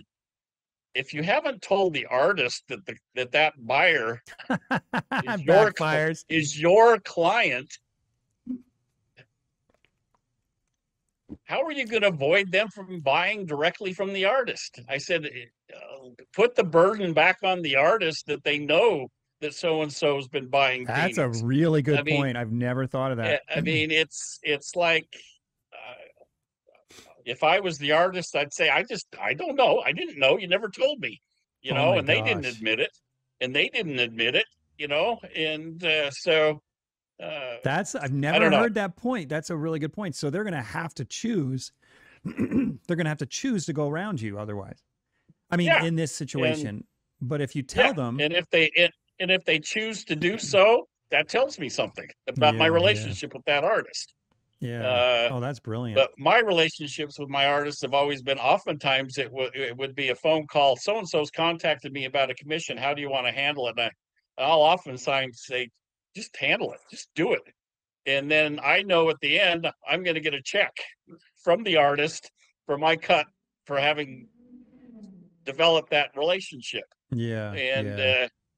it's just like you and the $90,000 in religious paintings. Mhm. You know, but it's, we just need to be so much, the disclosure side of this business needs to be improved. Yeah. Uh, Well, I couldn't agree more with that. All right. So another question then. Well, you've sort of already answered this. I was going to say how to work with galleries at this point. And you've kind of talked about that with, you know, that transparency. But here's a question I get all the time. And of course, I have my own opinions on this, but this podcast is about your opinions. So I'm anxious to hear what you have to say. But I get this all the time from students, from amateur artists who are just starting to sell. They'll say, Jeff, how do I choose my prices? How do I figure out how much to sell my paintings for? Because the fact of the matter is, most galleries won't tell you what to charge. mm-hmm. So you've got to come up with it yourself. And what is your advice to an artist that I'm sure you've been asked that before? Oh, I get asked it all the time. Yeah. And I oftentimes use this example. I ran across an artist one time that I was really, really high on. Mm-hmm. And she didn't have any gallery representation. I just saw it as an opportunity for her to finally, you know, really excel as an artist. She did some wonderful paintings for the gallery. I was thrilled. And she sent the paintings to me, and in the paintings she had put the prices that she wanted for the paintings, and the prices were spot on comparable with what Dan Gerhardt's charges. An And established artist. and also an established artist with my gallery too. Not only that, but it was, and I called her and I said, the paintings are gorgeous, they're everything I wanted, but we need to go through pricing. And I said, I can't not price your paintings like a Dan Gerhardt's painting. And she said, why not? She says, they're just as good. And oh gosh. And right then and there, I knew I had a little bit of an issue. And I said, I am not disputing how good these are. I'm enamored with what you're doing. But we're talking about your first paintings in public, the first time they're on a gallery wall. And I said, we've been representing Dan for whatever it was, 16 years at the time. He's in the Prix de West. He's in all these museum shows. And I said, my collectors are astute, and they're going to come into the gallery and they're going to, the first comment out of their mouth is, why does she think she can get the same price that Dan gets? Mm-hmm. And I could not talk her down. And I said, okay, I respect the paintings well enough. I'm going to hang them. And they didn't sell.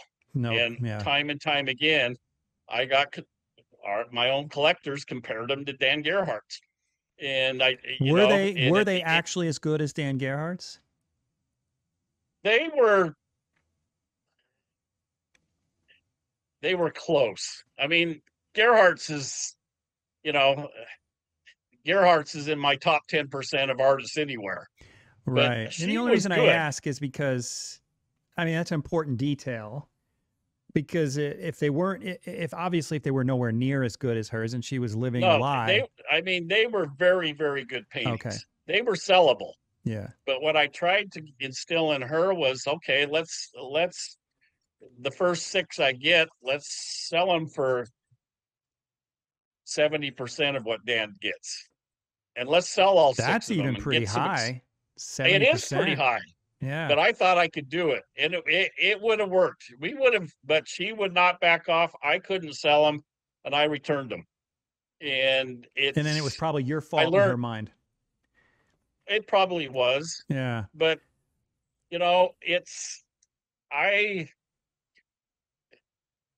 a lot of what happens in the art world is out there. You can go out on Ask Art. You can see what's happening in the secondary markets, what the auction prices are. And there are people who buy art strictly based on investments. And there's a lot of them out there that do it. I feel like, half the art I sold at Legacy, in the back of that person's mind is, am I buying something that's going to be worth more 3 years from now than it's worth now? I prefer selling art when they just fall in love with it and just have to have it. That feels like such a gamble to buy art that way.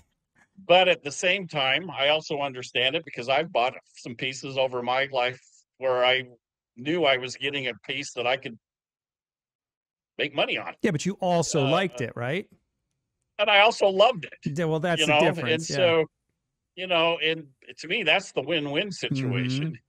Is if I'm sitting in an auction in Great Falls, Montana at the Russell Museum, and I get the chance to buy a Chad Poppleton painting at a very reasonable price, and I love the painting, it's like, well, this is a no-brainer.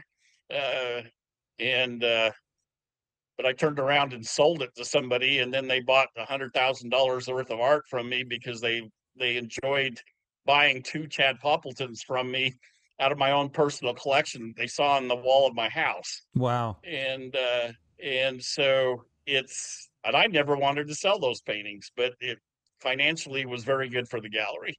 And so, but to your point, artists should take a lot, I think they should expect some feedback from their dealer, from the gallery.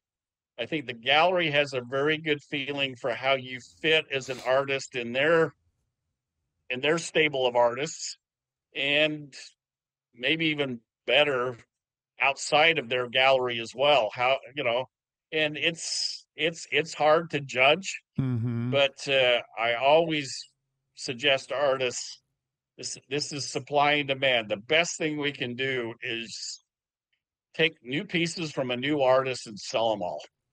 Yeah. And then you create new ones. And we bump the prices up the next time, and then we bump prices up the next time. And Mm-hmm. I mean, I would sit down with my artists every year and, tell them it's time to raise your prices 10%. It's time to raise your prices 15%. I said, our collectors expect prices to go up. And, and then you have some economic downturns or something that you don't do that for a year. But uh, take some advice from your dealer. Mm-hmm. If they're And willing to give it, though, sometimes they're not if they're willing to willing give to, it. and I would hope they would. I They mean, really don't a lot. Like I'll tell you what, I've been in 3 major galleries, and well, I've been in 2 major galleries, and then another gallery. It's pretty good, but none of them would even say 2 words about it. They're like, nope, it's up to you. It's up to you. They would not. I'm like, well, just give me your input, and they're like, nope, nope. But can I tell you what I did, and which I think you're gonna agree with this based on what you just said. But so when I came out of school, I went into a gallery that I was kind of hoping to get into. I went in there and I'm looking around at what is comparable to my skill level. And I saw an artist that I felt like I could paint as well as, but like Dan Gerhardt's, he had had a 20+ year career. So he was selling a painting equivalent to what I was going to give them in scale and subject for about, let's say, I think it was around 25 grand. And I thought, well, I can do just as good of a painting with a similar scale and subject, but I'm brand new. So I thought I'm going to price mine at 20 to 25% his, right? I'm like, I'm just going to see, like, I don't know, but I certainly can't ask for what he's getting. He's been out here for 25 years. So I did, I priced him at 5,000. And then what happened was they were selling so fast. There was a time where I walked into the gallery and I gave the gallery a painting. This was a different gallery at the time, but I gave the gallery a painting. And before I left, he comes running after me as I'm shutting the door behind me and says, Jeff, we just sold it. Like I hadn't even gotten out the door. So they're selling so fast that he raised my prices every couple of months. And by the end of the year, I was up to where that other guy was that I originally compared myself to. It only took 1 year. But the thing is, I did it organically. I let the market decide. Right. And I kept raising my prices because they were selling literally too fast. Right. It was like literally within hours or a day at most. And so there was like, they're too cheap. Like when people don't even have to think about it at all, you know? And so he kept raising the prices, and then it leveled out to where some would sell quick, some would sell in a week. The most was maybe 3 weeks, but they were still selling. It just wasn't within hours or a day, right? Every time. So, and that's what I tell people. I'm like, you gotta just eat some of them. You gotta it doesn't matter how good you are. You gotta sell for cheap in the beginning, relatively cheap. And then just let the market decide, and your prices will go up fast, right? Am I wrong? Well, and you have to look at it from the collector side. Yeah. When they see all of those paintings selling right away, they're on the phone with your dealer going, how come you didn't offer that one to me? I want to know the next time you get a painting from Jeff HEIN, and I want to be on the top of the list to buy it. I want to, and it's that whole scarcity thing that we mentioned earlier. Yeah. And the collectors, there becomes this little frenzy of I've got to have one of those. And so yeah, the prices should go up as a result of that. But that's the perfect way for prices to go up. Not based on the fact that you think you deserve the same. I've had people tell me, well, based on the number of hours it takes me to do this, I need to get this much money. Oh, Well, brother. I wish the world worked that way. I don't. But You know what I say when people say that to me? I say, yeah, do you know what? When Michael Jordan goes up to the hoop, do you think they pay him more because it takes him longer to hit a free throw? That's the dumbest thing I've ever heard. I mean, well, the and most brilliant artists are fast painters. They're brilliant. sure You they are. can't pay by the Sure they hour. are. And so, but Yeah. I don't know. I would hope that dealers. I mean, the art I've got on the wall right now in my gallery, I'm comfortable with the prices, or else it wouldn't be there. Yeah. You Yeah. know, and sometimes that means actually telling an artist, no, you're you need to think a little bit more of your art and let's price it a little bit higher because we can get more. And but to me, it's all about sales momentum, and galleries have a really good feel for that. I think, you know, the biggest difference I see being up here in Washington State right now is when you get into these established galleries with these established artists, a piece comes your way, you pretty much know who you could call and sell it to. And but that's not the way most artists are going to find the gallery world works. It's I'm selling a lot of art to first-time art buyers who've never bought No a kidding, piece of really. original art before. And I love it. It's a challenge, it's different, but somebody standing in front of a painting that's $3,200 and looking at his girlfriend and saying, I can't believe I'm even thinking of buying a piece of art for $3,200. And I remember this happened a couple of weeks ago. This girlfriend looked at it and said, we can go to Cabo for $3,200. Why would you buy a piece of art? And he looked at her and said, well, this we would have for a lifetime. And she talked him out of it. Mm. But the thinking, I see it time and time again when people buy and they enjoy having that piece in their home or in their office, they buy more. But there's a hurdle. And so I also recommend highly to artists that they look and, you know, as they're getting started, are there opportunities out there where uh, you can put yourself in front of people who are making those first buying decisions? And I think there's some shows out there and there's some events out there that are really conducive to that. I mean, I love the tent shows in Scottsdale, the Celebration of Fine Art and the Arizona Art Expo, where you can, as a collector, go out and see 100 artists painting on location for 10 weeks in the high season of Scottsdale. It's a great place to fall in love with artists and art.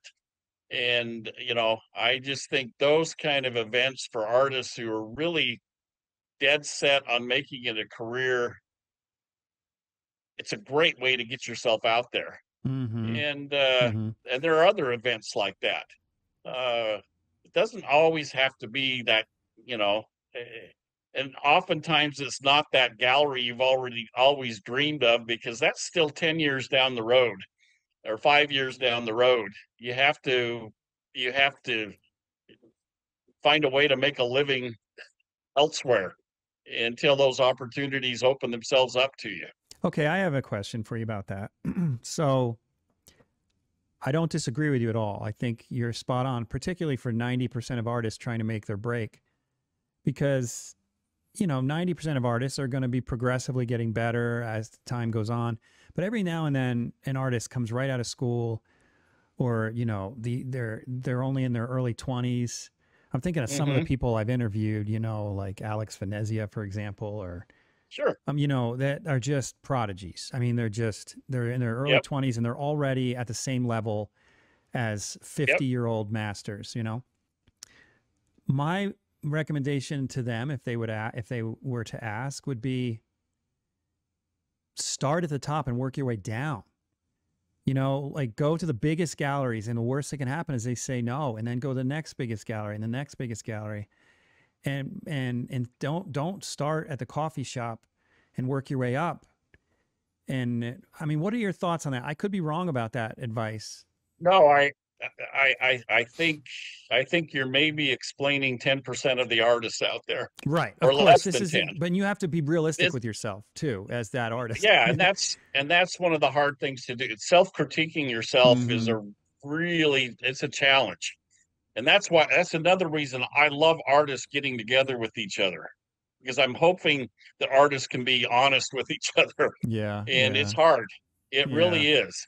And but yeah, I mean, I visited with an artist just yesterday in Olympia, Washington, and the first gallery that she got into, from my understanding, is Arcadia Hmm. Contemporary, and she does an event or two with them every year. And I'm sitting there looking at her work, and I'm going, "You should be in Arcadia," Yeah. If they're you good know. enough. But and some I can think of two artists that I turned away from Legacy that who got away, Scott, that you should have known was going to be great. Oh, oh, Well, there were a couple, wait, can you tell, can you and say names? well, one's doing a show at Legacy right now in Santa Fe, and that's Jeremy Winberg, who lives up the Wasatch Front from you. Oh, so they got him Who eventually. eventually, yeah, but when he approached Legacy 10 years ago, of course, he wasn't the artist 10 years ago that he Yeah. is Well, now. yeah, there you go. It all worked You out. know, but it all worked out. But the last time I saw him, he reminded me of the fact that Legacy turned him down, Nah. and I said, "Yep," and I'd probably do it again. Uh, and but you know, people improve. Hmm. I mean, I know one artist that I saw in Great Falls every year for 5 or 6 years, and I just loved him. I loved his daughters who sold his work, and then after year 5 or 6, it was he's ready now. Hmm. And invited him to be in Legacy, and I was thrilled in March to watch one of his paintings at March in Montana at an auction. A new painting sell for $70,000, Wow. I love and hearing that. When artists are selling for a lot. that's exciting. Hmm. Uh, but the last thing you want to do is take a no as a no forever. Mm-mm. You're going to improve. You better improve. I mean, you, artists are in a profession where if you don't improve, you're not going places. But wouldn't you also say, It's Scott, that it's not necessarily a universal no? Like you, you may just not like his art. I mean, my art would never fit in Arcadia, and I wouldn't apply to Arcadia because it wouldn't work there. But let's say I was dumb enough to apply and they actually said no. That doesn't mean that means I'm not a good fit. Sometimes it's not always that they need to improve, right? no, I agreed. I mean, the first thing I look at is I know who my collector base is. Right. Is this going to work? And uh, In fact, I think you said that to me once. Oh, because I wasn't familiar with Legacy Gallery at the mhm. time. You were in my studio, and I was like, "Can you move my art?" And you were like, "No." Well, and it I would be wasn't difficult, offended. but yet the first time Michael Dudash showed me a painting of a pioneer girl reading out of the Bible by a covered wagon, I said, I can sell that. And he said, "Well, it's a religious piece." I said, "It's not a religious piece. Yeah, it's a pioneer It's piece. everybody, it's I can sell that." And we did. Yeah, So yeah. but at the same time, I have this discussion with, I mean, this gallery I help out here, I don't own it. And I have a question, it's been here 18 years, and I tell her all the time, you can't love everything that's in your gallery. Mm-hmm. We have to have a diversity of art that based on who we think is walking through the door or going to our website, and what is that 35-year-old Amazon Web Services guru that's making $400,000 a year? How do we entice him or her to buy art for the first time? And and I think that's why so much of what the dealers work with, some of it's geographic, but some of it's not necessarily just geographic. It's who are their buyers? Where are their buyers coming from? You know, if Jackson Hole wouldn't be the great art market it is if it wasn't for buyers out of Oklahoma and Texas all those years. So why did all those buyers in Oklahoma and Texas want to come to Jackson Hole and buy art? Why didn't they just stay in Texas and buy art? That's one of the, you know, there were a few decent galleries in Texas, but Jackson Hole was, the whole art market was built on those people coming there to buy their art. And all the oil money that was buying up ranch lands and second homes and all that kind of stuff. Well, there's no income tax up there. Well, there's no state that's income part tax. of it too. And they're so, buying second homes and living there 6 months in one day. Yeah, so if you're a smart gallery, you're going to have art on the wall that's going to be that they're going to find appealing. Right. Yeah. All right, man. We've been talking for 2 hours. Can you believe that? I know. Like I can talk forever. I know. I could talk to you forever, seriously. But I probably should wrap up. But I need to say one thing. Your podcast is fantastic. Thanks. I appreciate that. And I did go through. I don't know how many of these things you've done now. It's got to be I'm close to 100 or a little more. I'm almost at 100. Because I went through and I was kind of curious, and I counted 48 of your guests so far that I have personally seen paint or That's draw. because we have good taste, you and I. And I thought that's really cool. You know, whether it's at a convention, whether it's in their studio, whether it's at the Scottsdale Artist School, whether it's a personal visit I made to their studio. And I thought, boy, Jeff has good taste. And so do you. But kudos to you for making trips to all those places. Like I said in the beginning, that's what makes you so cool as a dealer. You're literally a friend to the artist, and that's unusual. Well, I enjoy it. And I think the other thing that right now is happening, there are so many places to get trained to be a good artist. Whether it's online program, whether it's ateliers, whether it's individual workshops with particular artists. I can't imagine a time ever. Oh man, I'm that so has jealous. the opportunities, and one of the questions I get asked often, parents will be in the gallery and they'll show off their high schoolers portfolio on the iPad, and so where should she go to college, or where should he go, and it's like, I'd always look at the kid. So how sure are you that you want to be an artist? And some of them, some of you just know they've got something. And you interviewed Stephanie Page Thompson early on. Oh, she had something. I met her when she was just turning 17 in a workshop in Scottsdale, and have followed her ever since. Bought her art. I just bought this little watercolor, just came in the mail. Oh, that's beautiful. I got to get one of hers. But she's 17 years old, and I knew there was something special about her. And that was just seeing what she had painted in a workshop at Scottsdale. And I think artists right now, and you're part of it. I've already told you a few of the people that I know are taking your online programs that I've sat and watched and just marveled and went, man, this is the best thing I've seen in this whole group of artists. And then find out she's taking Jeff's online course. We'll be right back after this short testimonial by one of my online mentorship students.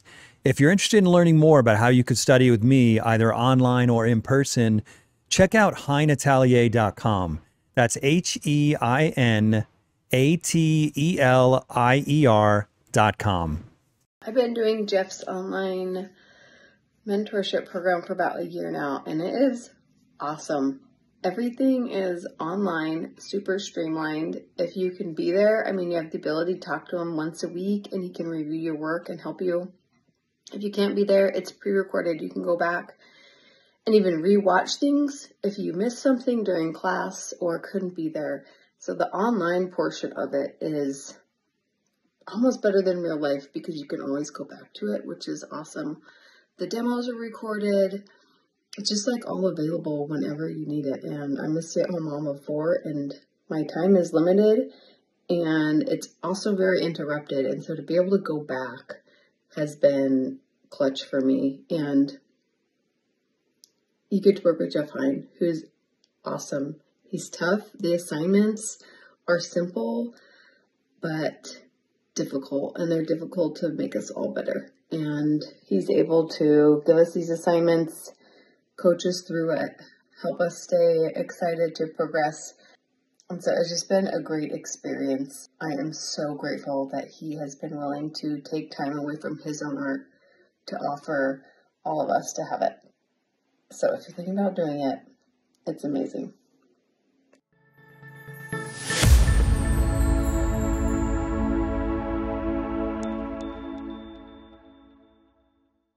Welcome back to the show. It's exciting to me to see just how much is out there.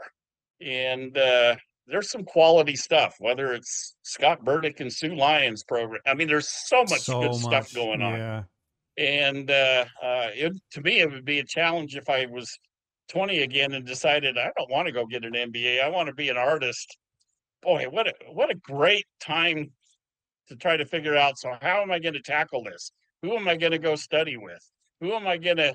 That would be exciting. And I have to admit, I've started painting.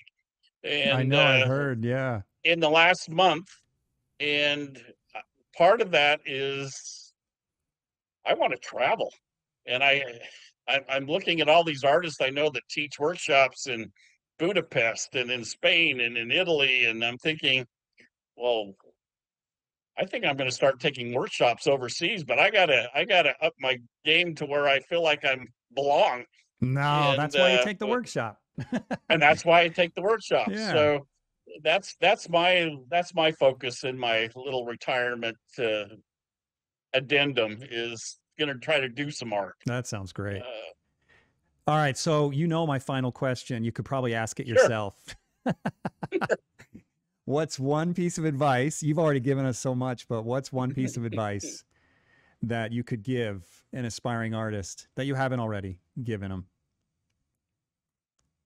I would right now go out on your iPhone, go out on your Samsung phone, go out on your iPad, whatever you carry around with yourself, and take your 3 best pieces that you've done in the last year and put them out in a folder so that when somebody gives you the opportunity and opens the door and says, "Oh, I'd like to see what you do," that you can immediately show it to them and not have to search through every photograph on your phone, not have to think about what am I going to show this person. I give artists that opportunity all the time, and it's shocking how uncomfortable it is while I stand there while it takes them 20, it takes them 3, 4, they're so nervous, probably. They're like, 5 minutes to try to find something. And so my number one tip, other than, newsletters, websites, being active on social media, blah, blah, blah, is right now, what am I going to show somebody that opens that door? And I'm going to have it where I can just click on my phone, click, and here's what I'm doing. And it can be 3 pieces, it can be 5 pieces, no more than that's necessary. And I think the other thing I would point out is I think a lot of artists talk themselves out of opportunities thinking they have to have a huge portfolio of work available to interest a gallery. I tell artists it takes 1 piece. That's the truth. I tell people that too. It used to not be that way, though. It takes 1 piece to get me interested. And sometimes that 1 piece will, here's another tip. A lot of dealers do small work shows throughout the year. some of them have learned over time that it's a great opportunity to invite guest artists to get 2 pieces into a small work show. It's kind of a tryout. It's kind of a stage. If I was an artist, I'd be looking at every gallery that kind of matches what I'm doing, that does a holiday show or a small work show, and let them know that you're interested in participating. Mm-hmm. But I guess the number one tip is be ready when the door swings open with something that you're proud of, that you can immediately show, and know that somebody like me is going to immediately that night hop on your Instagram account to see more. And what is it that I'm going to see? And because I watch people, I love that side of it, and to me there is nothing more enjoyable than I hate the term discovering people. It's they've already done the work. They just need somebody to promote it. And I like to be the one that gives them that chance, whether it's me or a referral. It's calling a gallery saying you should look at so and so, or telling an artist, contact so and so, and you can drop my name. And I got a text 2 days ago from an artist that, Scott, thank you so much. Your suggestion to call XYZ galleries worked out, and I've been invited to show with them. That's exciting. But be ready for those doors to open. Right then and there. Advice. That's great advice. And I'm going to go print some business cards, because you've really made me feel shamed. Well, you never know. You never know who you can give one to. I know. I don't know why I stopped doing it. You're right on. I have this stack. These are all artist business cards that I picked up in the last month. Look at that. And I've gone through most of them, but they're right here. And I will go through all of them and kind of do a little self-assessment and go, they should talk to so-and-so or whatever. But, I'm on that. I'm on that tonight. Hey, okay. Thanks, man. It's been a pleasure. Seriously. And I got to tell you, the white beard suits you, because everyone loves Santa Claus, and you're and you're like the art Santa Claus. Well, I have been challenged by my wife to be Santa Claus come Christmas time for her preschoolers. The entire downstairs of my house is a preschool. That's why I was going to do this in front of a beautiful me in situ painting, and a Daniel Keyes painting, and an Elizabeth Robbins painting. And I had everything set up, but then my grandkids showed up just before this started, and I thought, oh well, I'll just go up to my little office, because the rest of the house is a preschool. And well, the 2 of the 3 artists you named have not been on the podcast, but they're on my list. So hopefully we'll show their work sometime anyway. I have a beautiful wall of their paintings. Yeah, that's great. That's great. Thanks for the invitation. It's always fun to talk to artists. And I think your podcast, the thing I'm enjoying about it is it's kind of there's a little bit of a business approach to it, of how to be an artist, but I love it when you get into the nitty gritty of what makes good art as well. Yeah. And it's a nice combination of both. I appreciate that. Thanks for tuning in to the Undraped Artist Podcast. If you enjoyed it, subscribe. And if you could, leave a comment or review. That really helps the channel. Please share the show with your friends, and if you're feeling generous, consider a monthly donation at theundrapedartist.com. Thanks again for watching. We'll see you next week.